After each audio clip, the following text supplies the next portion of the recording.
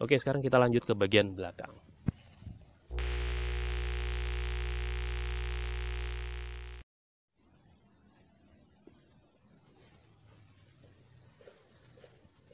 Bagian belakang ini adalah bagian yang berpotensi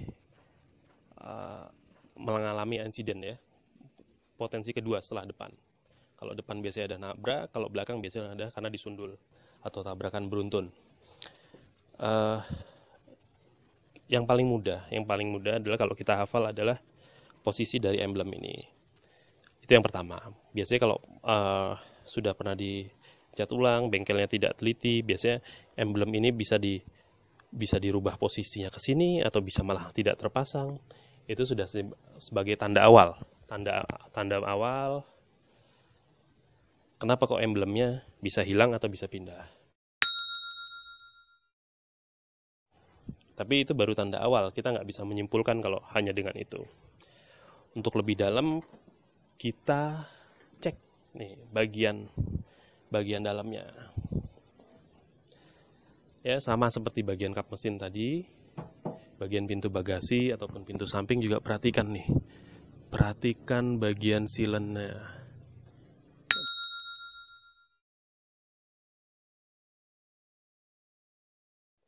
Dia harus membekas seperti karet.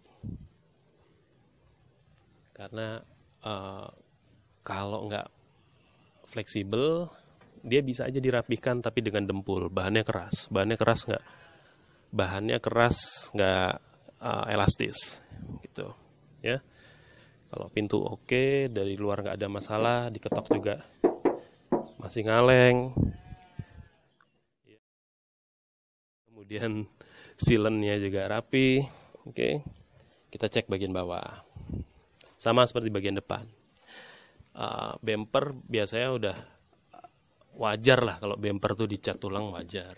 Kemudian tapi timbul pertanyaan,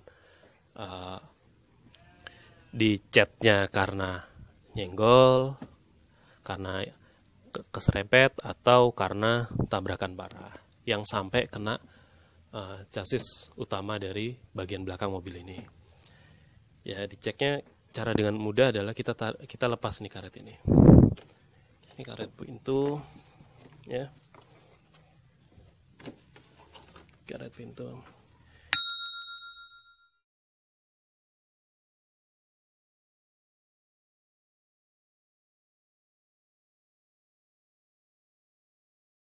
Ini diperhatikan besi ini ya. Besi ini tempat karet ini gigit. Itu harus lurus, tidak bergelombang. Nah, di sini ada celah membesar ya. Ini aslinya memang seperti ini. Kemudian perhatikan juga warnanya. Kalau bagian atasnya sini warnanya mengkilap, berarti dia sudah pernah dicat ulang, ya. Kalau bagian sini warnanya mengkilap sesuai warna bodi luar, berarti dia sudah pernah dicat ulang. Caranya yang gampang adalah bandingkan warna ini dengan warna bagian dalam lantai ya, lantai ruang ban serep. Dia harus sama ya, bukan warna bodi luar.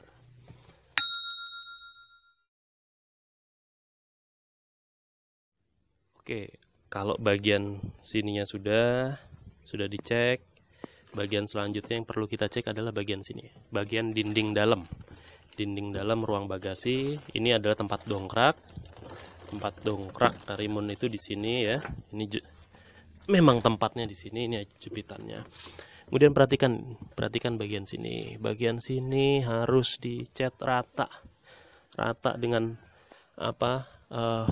sesuai dengan lantai kabin warnanya ya. Dia memang belang-belang, warnanya nggak rapi, dan ada bekas silen-silenan ini malah silenan asli ya. Semua mobil saat ini begitu, kalau dilihat nggak rapi memang nggak rapi, semuanya kayak gitu emang. Tapi yang perlu diperhatikan adalah warnanya ya. Kalau ini warnanya justru bagus, justru warna bodi luar mengkilap rapi, nah itu dia justru jadi tanda tanya. Pastikan dinding sini, dinding ruang dalamnya ini adalah masih asli, rapih ya. Kemudian satu lagi yaitu bagian luar. Kita lihat intip dari kolong spakbor.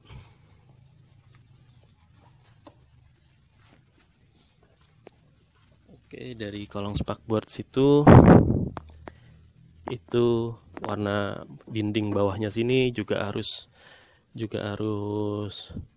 apa namanya, sewarna dengan kolong-kolong lainnya dan dia tidak mengkilap. Kemudian ini ada buat gantungan bumper dia juga harus kondisi apa adanya, tidak las-lasan ya. Yang bagian ini ya, itu harus kondisi asli. Nah, kenapa sih kalau bagian belakang ini udah pernah insiden, resikonya apa? Biasanya kalau bagian belakang ini udah insiden, pemasangannya nggak rapi, itu akan genang. Kalau hujan, kalau habis dicuci itu akan genang di ruang ban serep ya. Jadi karena pengerjaannya nggak rapi, misalkan dia pernah kehajar dari belakang, jadi pemasangannya nggak rapet, di sini akan kepenuhi air ya. Resikonya.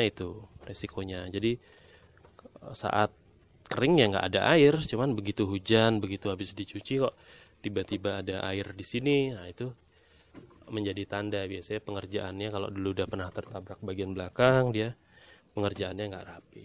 Jadi untuk bodi itu ya yang mesti diwaspadai. Kita udah lihat bagian depan, bagian samping, bagian belakang. Kalau atap sih ya jarang pernah terjadi ya. Jadi itu ya pengecekan bodi, terutama bagian belakang sama depan.